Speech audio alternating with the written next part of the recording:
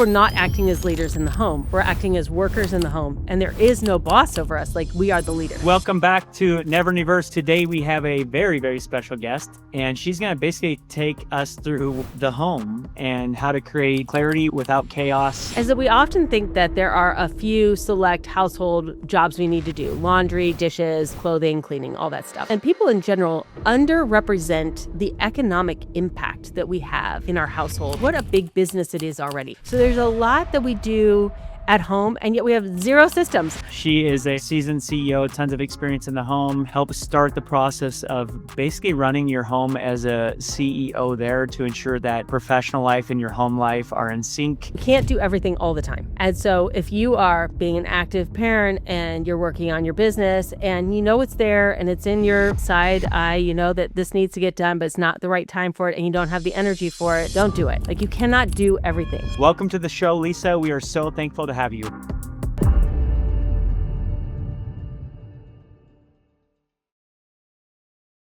Hey, everybody. Welcome back to Never in Reverse podcast. I'm your host, Jeremy Axel. Today, we have a very special guest. She is a master of the home. So she needs to come here because I think I need a little bit of her help. She's an educator turned CEO, has a ton of great things to bring to the table and share with the audience. And welcome to the show, Lisa. How are you? I'm great. Thank you so much for having me. Can you introduce yourself a little bit to the audience and kind of give your background, who you are, all that stuff? Sure. I love this new title you have for me. 54-year-old woman in Cincinnati who has lived in a house my whole life, as most of you probably have. But I was an analytical child and was always observing my environment. So I observed the households that I was a part of as part of a big, large Irish Catholic family. I loved being in different households in my dad's big family. Then I started babysitting. I was in a lot more households then. Went to school, got my teaching degree. I was a preschool teacher, and in the program I was in, we actually went and visited all the homes of all the preschool children because we were in a disadvantaged area. So I saw a lot of those homes. And then I was a stay-at-home mom for a decade, which I loved. And I was in all my friends' homes. And when they realized I would organize the spaces, they let me go all over their home. And I got to organize all the spaces in their home while the kids were playing. And then in my 40s, I started a company called Organized 365. And I started to do in-home professional organizing here in Cincinnati. And along the way, I realized I've been in a lot more homes than most people have. And there's a lot more to organizing your home than organizing the physical spaces. There's a lot more that we do inside of the home. And so now I really focus on how do we create structures, not just physical organizing structures, but household management, and how do we really support all of the functions throughout an entire lifespan inside of a home. Give me one super interesting fact about you. I want something what is something cool you've done, or do you got something that's stands out to you? Okay, so this is in my past. Like, when I was in high school, my grandmother and I in the summer would go to jigsaw puzzle competitions. We'd stay at bed and breakfast, and then we would do jigsaw puzzle competitions together. No way. Did you ever win any? No. I mean, they would have sprints where you would race against one-on-one in just a 100-piece puzzle. I could get through a couple levels of that, but no, we never won the jigsaw puzzle competition, but it was so much fun. How fun. I've never heard of that in my life, so I figured you wouldn't have heard that one. Okay, so let's dive into today's episode. And First question is, why are high-performing leaders still overwhelmed despite having systems at work? That's a good one, because I'm going to go raise my hand to that one. Yeah, so I find that this is men and women. It's not just women. But it definitely, once I articulate it, women will be like, oh, I didn't really realize that. And men will be like, oh, okay, yeah, that makes sense. But I hadn't really thought about it that way. Mm-hmm. And what I've determined after decades of really observing how households run is that we often think that there are a few select household jobs we need to do: laundry, dishes, clothing, cleaning, all that stuff. And that if we can get our chores done, then we could go do whatever we want. Like, we could go have fun. That stops happening for women, especially if they have children, but also if they decide to, climb the corporate ladder or start a business, because there's a lot more to running a household than laundry, dishes, and cleaning. I feel that women and people in general underrepresent the economic impact that we have in our household and what a big business it is already. So 68% of US GDP is household spending, and our P&L for our business is actually our tax return. So in the years that I was a stay-at-home mom, I was still managing a business. I was managing the business of the household, and my husband's W-2 wage, which was at the top of our tax return, that was the size economic entity that I was managing. So there's a lot that we do at home, and yet we have zero systems. So like when you go into work, you're going to have systems if you're an employee. If you are a business owner, you're going to hire a coach, you're going to get QuickBooks, you're going to put maybe EOS, that operating system, into your Yeah. company and start doing. We don't do that at home. We just are like, I'll just finish the to-do list. Has anybody ever finished the to-do list? No? Okay. We don't get Yep. strategic. We just, work. Yeah, that's interesting. The constraints, what are the hidden constraints that you find in like a leadership performance? Is there like, because I can see that where you're going with this. I've never really thought about it because you're exactly right. I go, oh, we got to do dishes. Oh, we got to cook. Oh, we got to clean. Oh, we got guests coming over. Oh my gosh, the kids have a football game. It's like, and it's just, we do Right. it, but it's like more of this, like just winging it. There's not Yeah. there isn't an operational guideline in my home. It's like, what's the temperature when you walk in, and what do I visually see? So what do you think the constraints are, or the on the leadership performance in the home? I think we're not acting as leaders in the home. We're acting as workers in the home, and there is no boss over us. Like, we are the leader. The analogy I like to draw is that if you went into work and you ran your job or your company based on email and meetings, we could see how this is going to go nowhere, right? Like, you'd be busy all day long and you'd be exhausted, but the email's just going to keep coming in, and you go to more and more meetings, but we don't have any finished projects. We don't have any, things that get sold and end up in our profit line.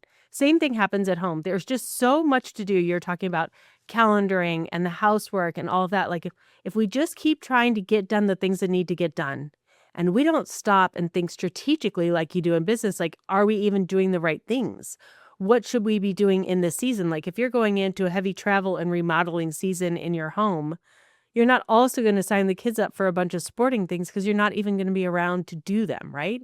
Or maybe your kids are athletically gifted and you're like, you know what? We're going to sign up and we are going to do the travel soccer this season. Well, if we're going to do travel soccer, we're not going to be home. So we're going to cut back on eating out during the week because we're going to be traveling on the weekends. We're not going to take on any big household remodeling projects because we're not going to be home. We're not going to do our big trip to the beach in the summer because travel soccer is ridiculously expensive. Like, strategically, you'd start thinking about, what are the best goals that we have in this season or this year for our family, for the people who live in our household at this time? And that changes all of the time. Like, you could do everything you want at home, just not in the same season. If you're in the active parenting season, you're not going to have a lot of time for yourself. But when you're like me and you're in your 50s, you can go back and get your PhD because I'm not putting kids to bed every night, driving them to school, and all of those kinds of things. So you could do what you want. You just have to match it up with the season, just like you do in business. Like, you do that in business. So let me ask you this. So like, let's say a leader, let's say, if there's a stay-at-home mom and let's say a dad that's running an organization, and how does a leader, systemize their household just like they do their business, right? Because I am a big time systemizing guy. Like, I want to Yeah. optimize things. I want to remove the waste. I want to create, less friction, I guess, so that it's more either cohesive or scalable, whatever the goals are. How does a leader do that? Especially, let's say a guy, you got a husband that's owns his own business, or the wife owns their own business, and sometimes the male runs the home, right? Like, Yeah. well, that's his kind of domain. And then, that if it's not systemized, have you seen that connection work together so they can actually optimize the house so it's not chaotic or stressful? Yeah, I think you empower the person who is primarily responsible at home. I love this term, primary parent. Like who's the first person that you're going to call if the kid has to get picked up from school? At our vet, we have the primary parent. It is not me. Like, call my husband about the dog. Like, he can handle the dog. So you're going to have the primary person who is the household manager. It can be a man, woman, doesn't matter. But taking that responsibility seriously. So when I think about optimizing my warehouse for inventory, we started with just boxes on the floor, and then we ended up putting boxes on shelving. Then we got boxes on pallets, and we got pallet shelving, and then we got carton flow, so that our warehouse looks like a grocery store, and items just flow down and we could pick and pack. Same thing in the household. So now you're thinking about operationalizing your household. The only way to do this, just like I did in my warehouse, is on the weekends, I would walk through the warehouse and I would think about how the warehouse was working during the week, the employees I had, how to fill their time card. I do the same thing in our household. How are we using our spaces? How are we using the resources that we have from the grocery store, the clothing that we have, the toys, all of those things? And are the spaces in our household actually supporting the stage of life we're in? So we've lived in our same home for 30 years. Before we have kids, we've raised kids. Now my daughter and her kids live with us, and we've rearranged how we use the different spaces in our house so that we have good functionality. So becoming a leader and a manager in your home is thinking through that like you would in business. Like, is it time to turn one of our bedrooms into a game room or a library? Are we having multiple people work from home now? So we need designated places to work from home. One of the things that I sometimes suggest is you have a sleeping room for multiple kids so that you could have another room as a school room if you're going to homeschool, or an office if somebody wants to have a home office. You don't necessarily have to have individual bedrooms. And really thinking through, how do you utilize all the resources you have in your household for the way that your family is living? Let me also give you a kitchen analogy. So in the kitchen, I have observed that unless you have kids that are like young and school age, we drink a lot of our calories. Like, we do shakes and we do coffees and maybe we have margaritas at night or whatever. And so really having drink cabinets will have all those things related to your protein shakes. You open up one cabinet and everything for your protein shake is in there. And if you have young kids, having a lunch packing station so that everything lunch packing is in there. If you are like I am in my mid 50s and I'm where all the holidays happen now, like, you will have all the things for Thanksgiving and Christmas and all the big platters and all of that. I didn't need that when I was in my 20s and 30s. So really thinking about, how do these different spaces support us in different phases of life, just like you would in business. You wouldn't have a financial system for a $10 million company if you were a six-figure business. You would have your physical spaces and your systems match the size business you have. 100%. I think I would just assume that on, let's say, the leader in the home per se that's taking this, I would assume the person that comes into that space from like running a business, let's say, it's probably a lot less chaotic and stressful. Yeah. I would feel that way, like, oh my gosh, I don't have to do that. Or I'm not opening up a cupboard of doom. Yeah, Like, right. stuff, we all have a junk drawer. I think that's okay. But there's times where I'm like, oh my gosh, I open up a drawer and I'm like, I want to just shut it. I'm like, I don't have the capacity. I can see how that would affect coming into the office. Like, that's just another layer of complication, right? Like, for a leader, even if he's not directly, if he's not supporting the home like he or she is, but he's leaving from that place, it's still there. And it's got to affect that person in some manner. Have you seen transitions on the good and bad, like from someone that's not in the home all day long, but they get home and it's not ran like a business, that person is optimizing all day and then they come into something that's not? I got to assume that their stress level is they probably feel better here than walking into that chaos, right? Yes, people usually do have better job satisfaction than they do home satisfaction when they don't have good systems, especially for the invisible load, the calendaring, the budgeting, and the bill pay. And as you were saying that, I was thinking of something like, so I was a stay-at-home mom for a decade, and I loved that decade. But there will be many seasons in your life where there isn't someone at home during the day, and so we end up being at home in the evenings and on the weekends. And I like to look at my weekends as in like, I'm always looking to optimize. I'm always looking to remove bottlenecks. I'm always looking to do something today that will pay it forward in the future.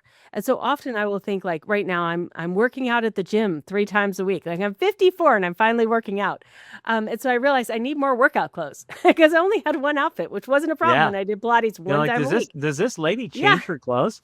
No, I don't. I always have the same outfit on. They have to be cracking up.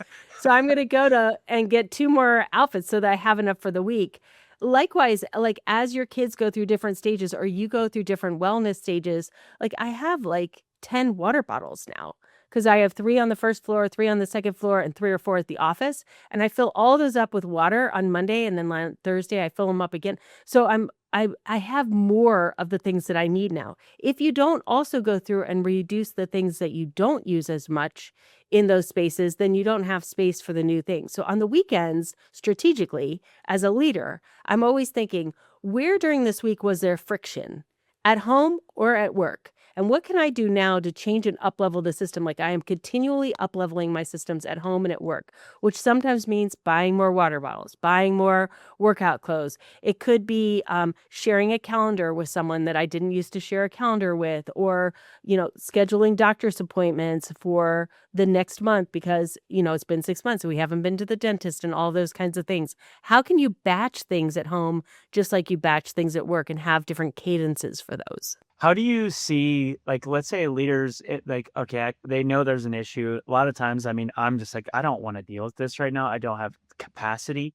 I'll be honest, my garage right now, I'm like, it's just there, and I'm like, it's there, but I don't have that capacity, and nor do I. It's not something I enjoy, to be honest with you. But I know it's there because it's in my face. Because when we moved into my home, that's where the outlet was at. We moved everything in there, and guess what? We've been here for 3 years, and there's still stuff that's lingering because we did our yard and all these things, right?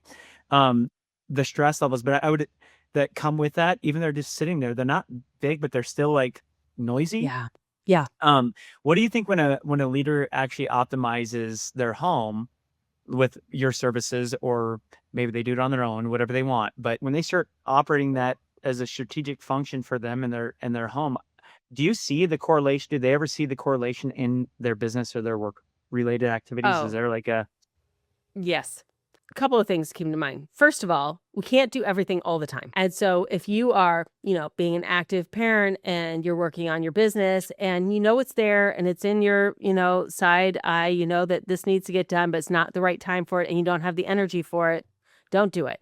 Like you cannot do everything. In business, we do that a lot. Like I really want to do this research project. I know exactly what I want to do, but we just don't have the time and the money right now to do it the way that I want to do it. So I keep pushing it off knowing that there is going to be the perfect time for doing it, but it's not now. It's not now. It's not now. It's bothering me because I want to do it. But also if I push it and I make us do it right now, we won't do it at the level we need to do it at. And other things are going to suffer because I have projects I've already greenlighted that need to get done first. So that's very strategic in not doing the garage if you know you don't have the time and the bandwidth to do it. However, when you do decide that you want to have more bandwidth at work and also more freedom in your personal life, I believe that when you fully get your home organized, which can take 1 to 3 years, all the space is done and up leveled to the phase of life that you're in now, that then you're able to move faster because it's just maintenance after that. You don't have this in a maintenance phase. You have to do the work. It's a project right now. But once the project is done, then you'll just maintain the garage. It takes a lot less effort and it's able to be maintained. And if that's the only space in your house that's not optimized, then yeah, you could do it in a weekend or a month and you'd be done. But usually when people find Organized 365, they literally can't even get their next day's to-dos done because they're so overwhelmed and their whole house has not been reset in so long that it's a huge project that needs to be done. Yeah, and I could assume the leader, because I know like when our kitchen's clean and stuff like that, when we go on vacation, I make it a rule, like we're cleaning this house. And I'll tell you what, it's funny, like when we get home, it's like, oh, the dishes are done, the counters are clean, the laundry is done. Like I make sure because I know what I don't want to walk into that. Like I don't want to go on vacation and then have this massive burden. So I would assume that when you come in and help people kind of remove the limitations that they might be facing or whatever, where they're not sure to where to start. And so they don't start at all. Cause I know how that feels like, the cognitive like leadership approach and probably the connection between the spouses is just probably, it probably gives a lot of freedom to be Mhm. better together. And they're probably going to be better to their employees and all these things, right? When they take that first step is like, man, it's not just getting the next 5-gallon bucket and throwing stuff in there and putting Yeah. the next stack up in the corner. Yeah. It's actually what's inside of that and how are we going to maintain it? Do we actually need it in the season of life? Is it Yep. important today? Because I know exactly how I feel about my garage. It drives me bonkers, but I'm like, where I'm at right now with my kids, I'm like, it's not a priority. I did start chipping away at it, but it sits there. Just talking about it, I got a little anxiety. And I'm like, well, then that's going to carry it over with me. It's going to, I Sorry. can't, yeah, well, it's okay. But like, I think it's important to discuss because I think there's seasons of life that we all go through. And I think it's okay to honor those spaces and not be, we're human. And someone like yourself can come in and be like, hey, listen, I'm going to have grace and empathy for you. And I do this all the time. And I'm going to look at it with without all the struggles, the kids, the sports, all these things that you're facing, the grocery store, the things that seem probably to you now that your kids are not, they're capable, aren't as daunting to you. Like, I Yeah, can do this. I can help you. When that parent like myself, we got a 5 and 6 year old, I'm like, that's the last thing I want to do is go pick up that landscaping fabric. I don't really care. yeah, you know? yeah. So do you feel like the cognitive, when you come in and help people, that just the relief, creating a system and having grace for these people that they're in that phase of life, right? Like when you have little kids, you got to have space to be like, this is just it's chaos, It you is. know? Yeah. Yeah. Kids are chaos. Like under the age of 5, I'm like, just take a nap. Don't even bother Yeah. because I mean, it's just going to be undone. Once your youngest becomes 5, then you could start to get some systems. And for sure, when they're 7, they're in like first grade. Now the systems are going to start to stick. So you are still in that, like, you just get a full pass. I used to go into people's houses and organize. I don't do that anymore. If you can afford to hire a professional organizer, you can have your whole house organized in a week. I used to do it. It was $5,000. I'd bring my team in. We'd have the whole house done in a week. But now what I do is I teach you the skill of organizing because as a professional organizer, I would solve the problem once. And yes, I would put systems in that I thought would work with you and your personality, but they often needed to be tweaked. And then also you'll go in a new phase of life. So you've got little kids now, then they're going to be school age, then they're going to be middle school, then they're going to be high school, then they're, and every single time you're going to have to reevaluate how you're using your space, and the invisible load is going to change. So now I do this online and we have 4 systems. So there's the weekly planning, which is in the Sunday basket, which is all of your kitchen counter, the invisible load of household management. There's the physical spaces, which is the productive home solution, which organizes your house for this phase of life. The paper solution, which organizes all your paper and your digital information so that you know where to find things. And then we do planning days 3 times a year, kind of like quarterly planning in your business, but it's strategic planning in your home. I never would have thought. I'm like, just come on in. It's chaotic. Yes, Don't look and in that that would solve cupboard. the problem. That would solve the problem. And even with little kids, you would feel like so relieved because I actually would change systems from like all the you probably still have baby stuff, and like you don't even realize it that you need to move into this. You're in this sweet spot. Oh my goodness. A year from now, you're gonna be like, grab your bags. We're on the airplane. Grab your bags. Like, because I mean, the kids are gonna be so easy and portable, and you're just gonna be living your best life. Like 7 to 12 is amazing for I can parenting feel it kids. already. It's already starting. Oh, My youngest it's is 5 and a amazing. half, and he's pretty It's amazing. independent. So like he doesn't want me to touch it, and because he's trying to Yeah. be like big brother, right? Like there's this pecking order. They're both boys, so they're like Yeah. always that way, which is fine. My oldest is like definitely getting there. I'm like, oh my goodness. So we just created a chore list for them, and they love it. Every morning they're like crossing their list off, and I'm like, oh my gosh, they're making their own bed, and Yes. And they I'm love like, it. and they love it. And that doesn't mean that everything else around it's Now, not perfect. here's what's coming that you're not expecting. So the house is going to start to look better, especially with boys, because boys have 1 or 2 passion projects and a lot of it is outside. So they don't have all the little trinkety stuff that girls have that are just like everywhere, unless Yep. they're into Legos, and good luck. Just, make the Yeah. Legos in only one room and you're good to go. Like your house is going to start to look much better. The cognitive load and the invisible work that is coming your way, or I would say probably your wife's way, is going to multiply exponentially. And she's not going to really be able to explain to you what it is or why she's so overloaded, but she will be overloaded. And here's what's happening. She's going to have a school schedule. And then every single sport is going to have its own app. And she's going to have to check all those apps and keep those all updated for all of the different practices. And then there's going to be, all the doctor's appointments for the kids. We're going to have to do all of that. And then there's going to be all of the vacations and the travel schedule. And then any additional stuff that you have going on with your work or she has going on with her work. And she's going to start managing and calendaring all of that. Then layer on the holidays, layer on your parents, their expectations, both socially and then maybe their physical needs and expectations, the finances. Once your kids are in middle school or grade school, middle school, things start to get more expensive. You're starting to enter some of your higher income earning years. So you should be thinking about retirement and where you're investing things. This is all cognitive load. This is all invisible. Mhm. This is all happening behind the scenes.